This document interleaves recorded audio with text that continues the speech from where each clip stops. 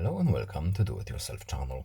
Today I will show you where to find the option and how to turn back on our 5G option in Samsung Galaxy S24 Plus phone. Where to look for 5G function switch? First, we need to go to settings. Then in settings we are looking for battery options. Then we need to go to power saving mode. And here we have our option, turn off 5G.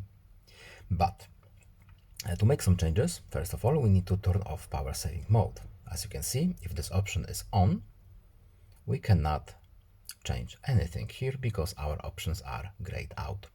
So first, we need to turn off power saving mode, and now we can pick and choose whatever we want. For example, we can turn back on our 5G to eat our battery. And that's all. I hope this video is helpful to you. Please leave a like and subscribe. Have a nice day and see you in the next video. Bye.